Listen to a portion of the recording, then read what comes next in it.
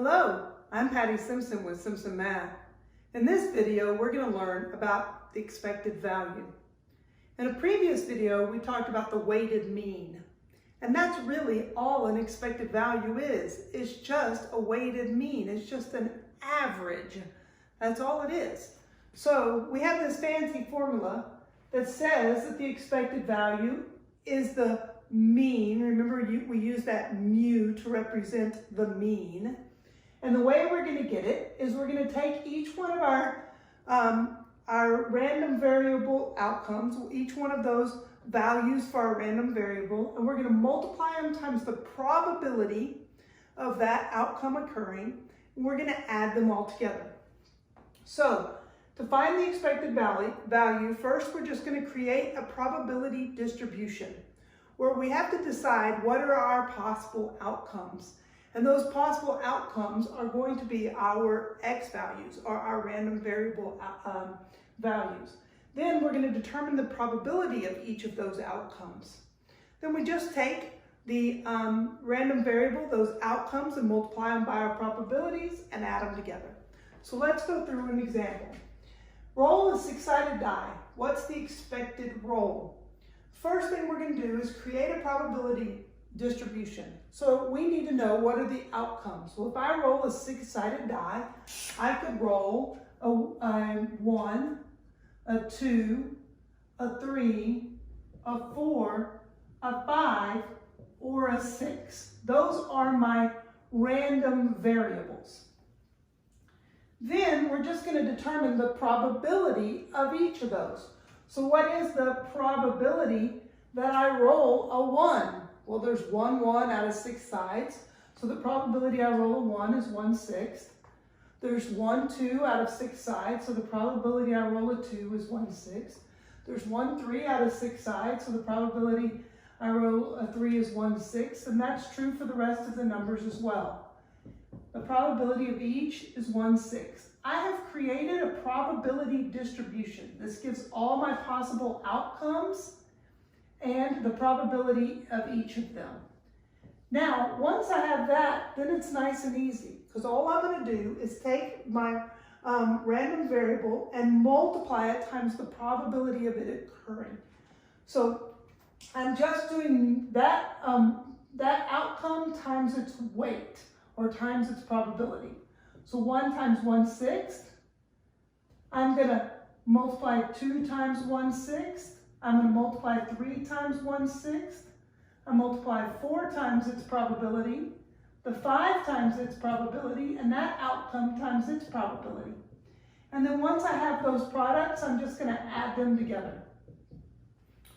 So 1 times 1/6 is 1/6, plus that's 2/6, plus 3/6, plus 4/6, plus 5/6, plus 6/6.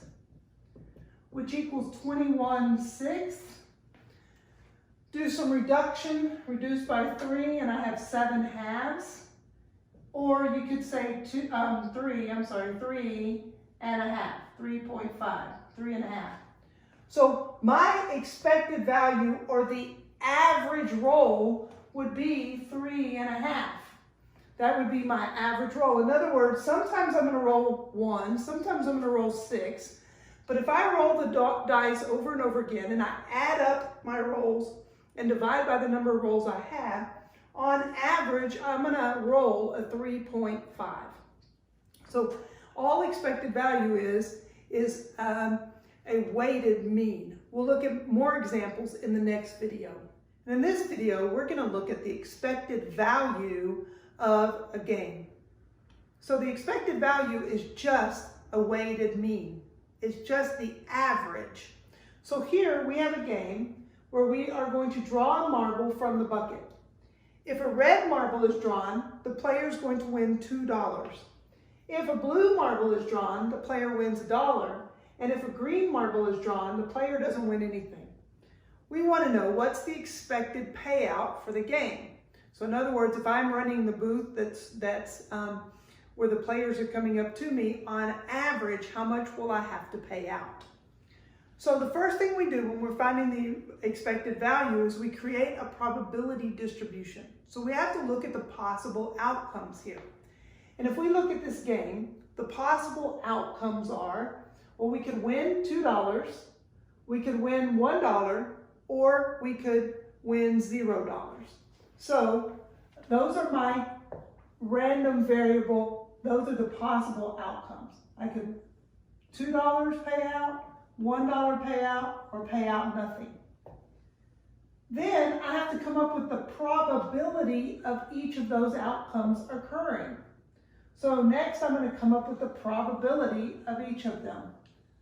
Well, just to help me know, in order to pay out $2, I have to draw a red. In order to pay out $1, they have to draw a blue. And to pay out 0 would be a green. So let's look and see what is the probability that a player gets a red. Well, it's 1 marble out of 1, 2, 3, 4, 5, 6, 7, 8, 9, 10. So 1 out of the 10 marbles is red. Or it's a 1/10 chance that they get the red. The blue, there are 2 out of the 10 marbles that are blue. And the green, well, the rest of them are green, so that makes 7 out of 10 that are green. By the way, when you make your probability distributions, your probabilities should always add up to be 1. So you can check to make sure that your probabilities are correct by making sure that it adds to 1. And here it does, 1 plus 2 plus 7 makes 10 over 10 is 1. Once I have my probability distribution created, now I'm just going to find the average. So I'm going to take each one of those outcomes and multiply them times their weight. This is just a weighted mean. Multiply your outcome times its weight. So 2 times 1/10. This outcome times its weight. This outcome times its weight. And then once I have those products, I'm just going to add them together to find that average. So here I have 2/10 plus 2/10 plus 0/10. Add that together and you have 4/10 or 40 cents. So on average, this payout from this game would be expected to be 40 cents. Then we can, from that, start deciding how much money we need to have on hand. So for instance, if I have 100 players come to my booth each day, so if 100 people play the game,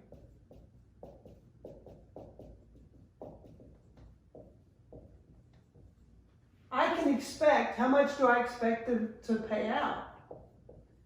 How much do we expect to pay out?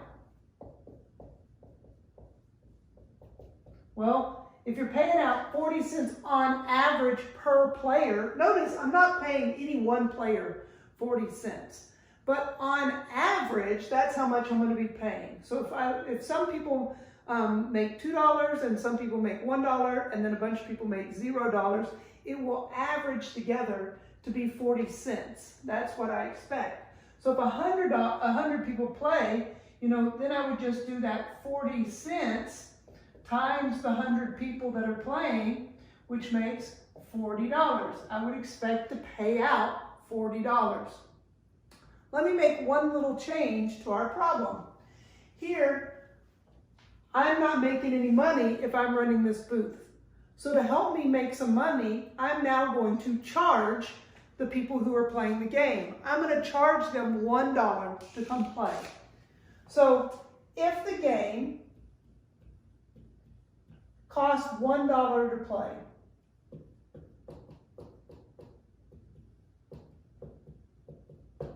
everything else stays the same. And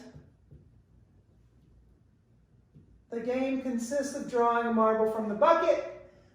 They win $2 if a red one is drawn, $1 if the blue one is drawn, and nothing if the green one is drawn. Well, they paid me $1.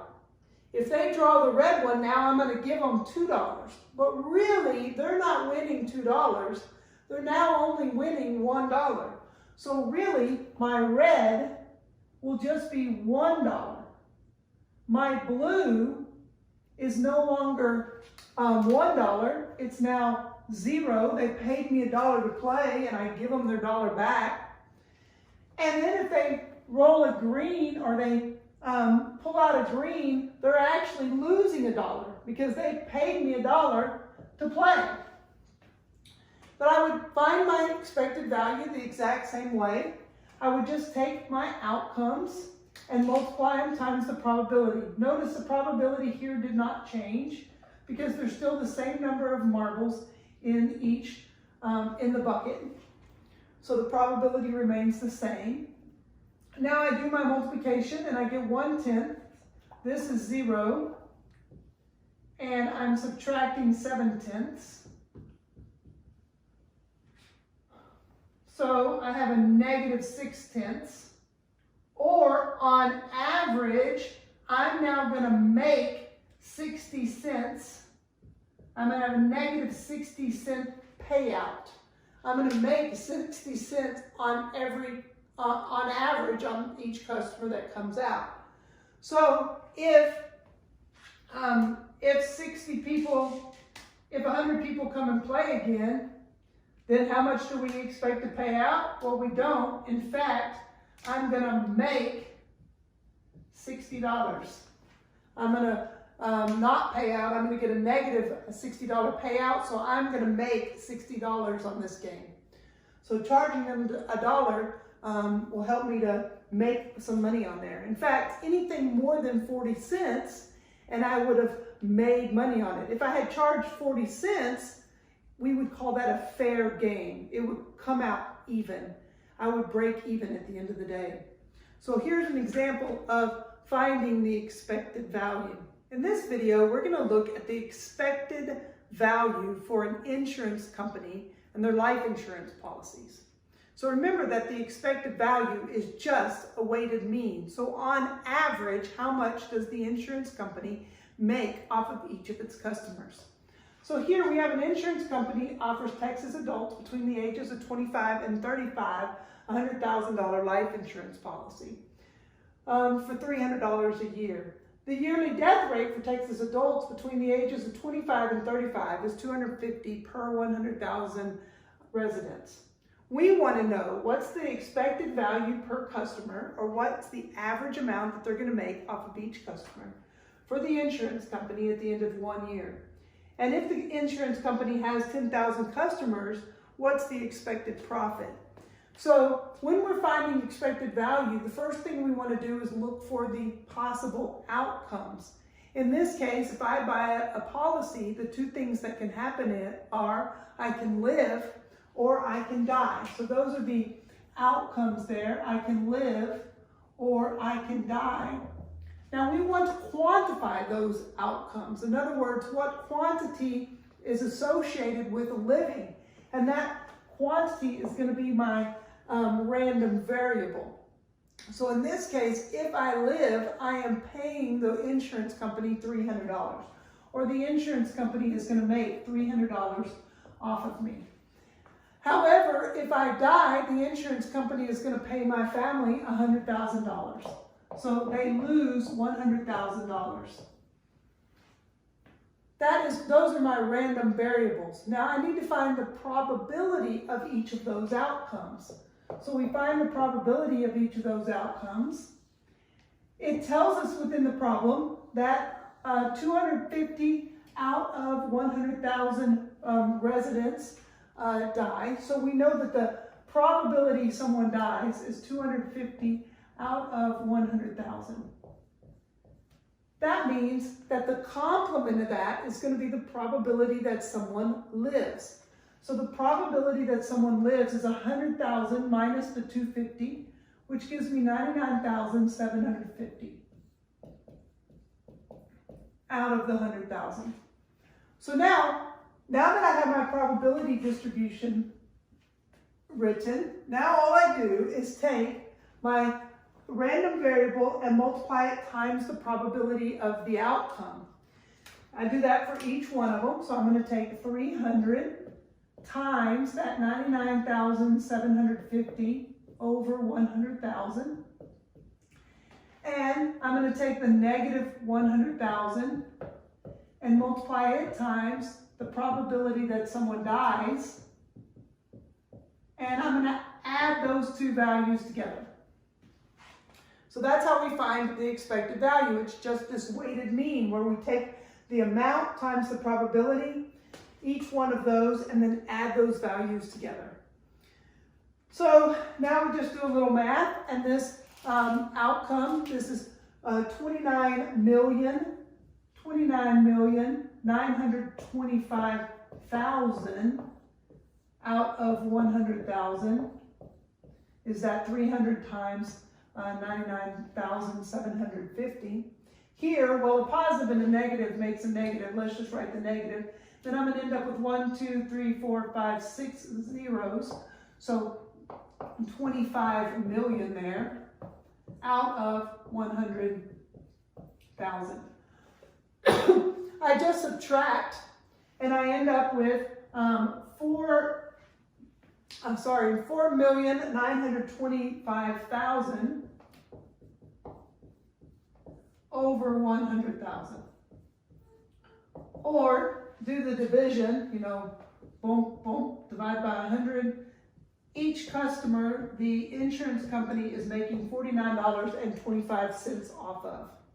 So on average, they may have to pay out some, they may make some, but on average, they're making $49.25 off of each of their customers. Now, that answers my part A. Part B, if they sell it to 10,000 customers, how much money are they going to make? Well, we take the $49.25 that they make off of each customer, multiply that times the 10,000 customers that they have, and they're going to end up with $492,500. So off of each, on average, they're going to make $49.25 off of each customer, and then we just take that amount and multiply by the number of customers they have, and they can find out what they expect their profits to be at the end of the year. From that, they can decide, are they charging enough money? Are they, if their profits aren't enough, maybe they raise their price a little bit, or if they're making way too much and they want more people to sign up or something, maybe they lower the price a little bit. But that's how expected value works. Math Made Simple is some math. Thanks for watching.